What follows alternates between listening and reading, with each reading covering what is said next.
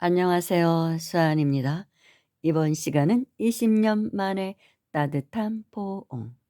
이 글은 2006년도에 손초사님이 쓰신 글입니다.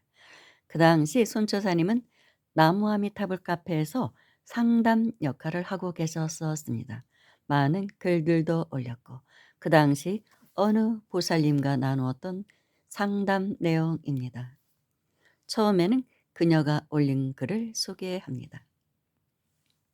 모든 게 내 업장 탓이려니 라고 생각하기가 왜 이렇게 힘이 드는지요. 아무것도 아닌 것 같은데 말입니다. 휴, 새치어로 온갖 망언을 해놓고 그게 잘못인 것을 알면서도 왜 그 순간을 이겨내지 못하는지. 그렇게 해놓고 되돌아서서 후회하며 염주 들고 관샘불살하고 있는 내 자신이 한없이 미워지네요. 게다가 요즘 어떤 사람이 너무나 밉습니다. 어떻게 하면 제 마음을 조금이라도 다스릴까요? 어떤 마음가짐으로 어떤 기도를 해야 할지요. 남을 미워한다는 게 너무나 괴롭습니다. 님들 오늘도 성불하십시오. 위에 글은 몇 달 전 카페에 올라온 글이었다. 이 글을 올린 분은 카페 여러 글들로 인해 관심 있게 지켜보고 있던 중인 한 사람이었다. 황 박사 하면 즉 황우석 박사를 말합니다. 그 당시 논란이 좀 있었죠. 황 박사 하면 자다가도 벌떡 일어나 대한민국 황 박사 짝짝짝 하던 분이었다. 누군가 황 박사를 비판하는 글이 올라오면 여지없이 원색적인 화살을 쏘아대곤 했었다. 감히 누가 황 박사를 건드려? 황 박사를 비판하는 자는 무조건 매국노로 몰아붙이는 이 여인. 황 박사 사건이 검찰에서 마무리가 될 무렵 이분의 시각은 점점 확대되어 정부에 도전하는 말들을 쏟아내곤 했었다. 이분은 이것이 진실이라는 생각은 변함이 없었다. 황 박사 사건이 마무리가 되어 분위기가 가라앉았을 때에도 카페의 자유 게시판은 옹호와 비판하는 글들이 끝을 모르게 이어지고 1년 전 잠시 통화한 적이 있는 분, 어쩌면 이 인연도 무언가를 갈구하거나 있지는 않을까 싶어 전화번호부를 뒤적여 전화를 해본다. 반갑게 전화를 받는 여인에게 황 박사 사건에 대해 여러 이야기를 나누며 진실 게임에서 풀려나 나 자신을 보도록 권유해 보았다. 오랜 시간의 전화 통화에도 쉽사리 이분의 주장은 수그러들지 않았다. 자신이 남에게 하는 칭찬과 비난이 자신과 남에게 어떤 도움을 주고 어떤 상처를 주고 있는지를 나 자신에게 한 번쯤 생각이나 하고 나 자신을 비판한 적이 있는지를 물어보았다. 그리고 현재 이 상황이 황 박사와 님의 마음을 더욱더 혼란에 빠뜨리지는 않는지, 무엇이 당신과 황 박사를 초라하게 만들며 무엇이 당신과 황 박사를 초조하게 만드는지 알고나 계시는지, 나라를 위한 마음인가 아니면 이것이 진실이다라는 아집인가. 님이 황 박사를 사랑하고 안타까워하고 때로는 눈물을 훔치기도 하였듯이 나 또한 나의 조국과 황 박사를 사랑하고 안타까워하며 때로는 눈물을 훔치는 많은 사람들 중에 한 사람이었다고. 그날의 통화는 약 30여 분을 넘게 했으리라 기억된다. 전화 통화 이후 그분의 글은 게시판에서 사라졌다. 며칠 전 나는 전국 여행을 떠날 즈음 행여나 나의 이 주장도 그분에게 상처를 주지나 않았을까 하여 그분이 살고 계시는 경남 진주를 방문했다. 그날의 만남의 시간은 6시간. 황 박사를 살리는 길은 그분이 자신을 되돌아볼 수 있게 침묵의 시간을 주는 것. 그리고 잘못된 것은 잘못된 것으로 인정하며 받아들일 수 있는 마음의 자세 등등 오랜 시간의 설명에 여인은 감탄하며 수긍을 했다. 여인에게 물어보았다. 어떤 수행을 하느냐고. 여인은 참선을 하고 있다고 했다. 오래전 노스님께서 나에게 말씀하셨던 것을 전해본다. 참선은 단박에 강을 뛰어넘는 것. 님이 그런 근기가 되는지 물어보았다. 황 박사 하면 눈이 번쩍 뛰는 이놈이 누군지를 자신에게 물어나 본 적 있느냐고. 참선 속에 대한민국이 존재하느냐고. 참선 속에 가정이란 울타리가 걸리적거리지는 않느냐고. 한참 설명 끝에 여인은 가정사 이야기를 털어놓는다. 휴, 한숨을 내쉬며 20여 년 동안 이어져 온 남편과의 불편한 관계, 꼴도 보기 싫은 사람과 남은 여생을 보낼 생각을 하니 너무나 끔찍하다고.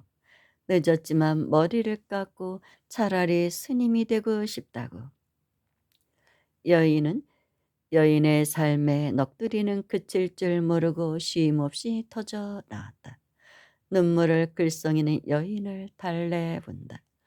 오직 부처님을 생각하며 나 자신 단순하고 소박하고 선량해지도록 노력해 보라고 권한다. 기초부터 다시 일주일 동안 염불을 하며 때로는 오달한 일을 하며 잘못을 저지르는 것은 상대가 아닌 바로 나 자신이 아닌가 묻고 물어보라고 했다. 이 세상에서 눈으로 보이는 것, 귀로 듣는 것, 코로 냄새 맡는 것, 입으로 맛을 분별함, 생각으로 슬픔과 고통과 즐거움을 지어냄. 이 모두가 내가 연출해낸 그림이며 그 그림 속의 주인공인 난 꼭두각시가 되어 움직이고 그 그림을 보며 나는 슬퍼하기도 하고 고통을 느끼기도 하니 자신 스스로 연출자이니만큼 그 그림들을 백지 상태로 만들어 자제로의 이 아름다운 그림들을 연출해 보라고 권했다. 오랜 시간 여인은 만족하는 것 같았다. 모달한 일을 할 때 혹 황당한 일들이나 이상한 꿈을 꾸었을 때는 연락을 달라고 하며 자리를 일어섰다. 며칠 전 이분에게서 황당한 편지가 도착하였다. 기도 시작한 지 일주일쯤 몸이 시름시름 앓더니 다리를 절룩거리며 걸어야만 하고 골반이 내려앉는 아픔이 오더란다. 그때마다 이 아픔이 내가 그린 그림이라며 자매의 기도를 했단다. 손처사가 분명히 기도를 하게 되면 황당한 일이 있다 했는데 아마도 이것이 공부의 경계일이라 생각하고 더더욱 정진의 정진을 거듭하였는데 며칠이 지났을까 남편에 대한 미움의 응어리가 조금씩 조금씩 말랑말랑해지는 느낌이 들더란다. 그래서 힘이 들지만 회심의 미소를 지으며 내 마음 내가 다스리자고 했는데 며칠 전 아픈 몸을 이끌고 염불을 하며 가게의 문을 연 순간 난장판이 되어버린 가게 안 도둑놈이 들어와 5만 가지 헤쳐놓고 귀중품은 아니지만 1천여만 원 상당의 물품을 털리었단다. 아, 손처사가 이야기한 황당한 일. 이 일을 남편에게 어떻게 설명을 해야 하나 좁쌀 같은 신랑, 돈이라면 파르르 떠는 신랑. 어휴, 이것을 신랑에게 어떻게 설명을 하노. 너무나 당황하여 우왕좌왕 정신을 차려 카드사와 은행에 분실 신고를 하고 나니 이제는 남편으로부터 다가올 모진 질타, 생각만 해도 끔찍하였단다. 이것을 어떻게 피해 나갈까 생각하니 가슴만 답답하고 마음 공부한답시고 딴엔 참선도 하고 어떤 체험도 맛본지라 큰 소리 땅땅 치며 살았는데 막상 일이 벌어지니 여태껏 공부한 것 말짱 도루묵 남편의 성난 모습 상상하니 숨이 멎을 것만 같고 에휴, 나에게 구원의 메일을 보내고 나무아미타불을 하며 염불을 하였는데 채 5분이 되지 않아 머리를 한 대 치는 손처사의 소리. 이 바보 같은 여인아, 살궁리만 하니 괴로울 수밖에. 순간 아차하며 남편의 마음이 보이기 시작했단다. 남편의 마음은 얼마나 속이 상하고 괴로울까 생각하니 가슴 저리게 미안한 생각이 들더란다. 곧바로 지극한 마음으로 정말 모다라니의 공덕과 위신력이 있다면 우리 남편 몸과 마음 상하지 않게 온전히 보호해 주소서 하며 모다라니를 암송하기도 하고 눈물의 사경을 하였단다. 그리곤 저녁 무렵 남편에게 데이트 신청을 했단다. 남편이 올 때까지 기다리면서 지금부터 남편이 하는 말, 행동, 그 모두가 부처님의 말씀과 행동이라 마음속에 다짐하며 기다린 초조한 시간. 밤 10시 두 사람은 부슬부슬 내리는 빗속을 헤치며 산속으로 차를 몰았단다. 차를 주차하고 정말 오랜만에 남편의 손을 살며시 잡으며 어머, 당신 손이 이렇게 따뜻한 줄 몰랐네. 사실은 요즘 당신과 잘 좀 지내보려고 어떤 기도를 시작했는데 기도를 하면서 느낀 게 너무 많아. 그동안 내가 당신에게 얼마나 잘못하고 살아왔는지 이제야 알았어요. 여보, 정말 미안해요. 용서해줘요, 여보. 이 말을 하는데 눈물이 줄줄 흐르더란다. 당황한 남편, 아, 당신이 그렇게 말하면 내가 너무 미안하잖아. 당신이 그렇게 말하니까 내 자신이 오히려 더 부끄러워. 뭐든지 내 주장대로 살림을 살았으니 당신이 얼마나 괴로웠겠어. 여보, 당신이 오히려 날 용서해 주시구려. 그만 두 사람은 부둥켜 안고 울고 말았단다. 20년 만에 따뜻한 포옹, 이어서 터져나오는 남편의 응어리의 말씀들, 모두가 부처님 말씀이더란다. 그래서 용기 내어 슬그머니 도둑 맞은 이야기를 했었는데 남편이 하는 말, 그럴 수도 있지. 일 터지고 꽁꽁 앓으면 뭐해. 우리의 만남과 같이 이제라도 단속을 잘하면 되지 뭐. 걱정 말아요, 여보. 내 열심히 돈을 벌어 그 돈 갚아줄게.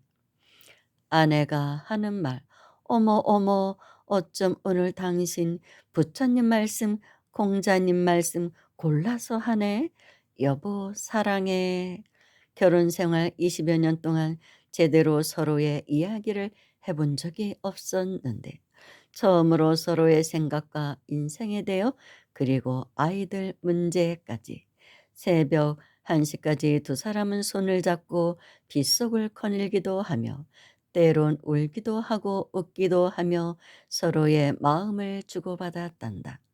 다음날 여인은 나의 업으로 고생하시고 괴로워할 도둑님께 참회하는 마음으로 기도했단다. 도둑님 감사합니다.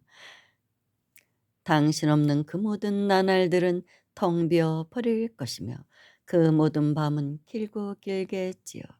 당신을 바라보면 느낄 수가 있어요. 전에도 사랑에 빠졌었지만 이런 기분은 아니었답니다. 우리가 가진 꿈들이 비록 풋풋하겠지만 그 꿈들이 우릴 원하는 곳으로 데려다 줄 거라는 것을 알아요. 나를 안아주세요. 당신 없이는 살고 싶지 않습니다. 우리 앞의 길이 비록 험하지만 부처님의 사랑이 우리를 인도해 줄 거예요. 당신이 나를 필요로 할 때 나는 거기에 있을 겁니다. 무엇 하나도 바꾸고 싶지 않습니다. 있는 그대로의 당신을 사랑합니다. 그러니 내게로 와주세요. 영원히 함께하고 싶어요. 나를 안아주세요. 당신 없이는 살고 싶지 않습니다. 나무아미타불 관세음보살. 그러니까 우리가 기도를 하다 보면 기도 중에 어떤 황당한 일을 겪게 되고 '아니 기도를 했는데 왜 이런 일이 생겨?' 하고 실망할 수도 있거든요. 그것을 업이 소멸되는 과정으로 보라는 것이죠. 그러면 오히려 안 좋은 일이 있던 것이 전화위복이 되어서 좋은 일이 생긴다는 것입니다. 20년 만에 부부가 그렇게 마음을 터놓고 대화하고 사랑을 다시 하게 되었으니 뭐 1,000만 원쯤 도둑에게 물건 도둑 맞은 게 아무것도 아닌 것이죠. 그 또한 또 인제 어변의 작용으로 도둑을 맞는 것이니까요. 이제 그런 식의 법문을 하셨습니다. 그래서 많은 사람들을 인제 그 불행한 마음에서 건져 올린 것이죠. 그러니까 이 여인이 마음이 허하다 보니까 남편하고 사이가 안 좋다 보니까 어떤 영웅 그런 사람들에게 몰두한 것입니다. 그래서 황우석 박사에게 마음이 갔던 것이죠. 그분을 영웅으로 생각하고 거기에 집착을 한 것입니다.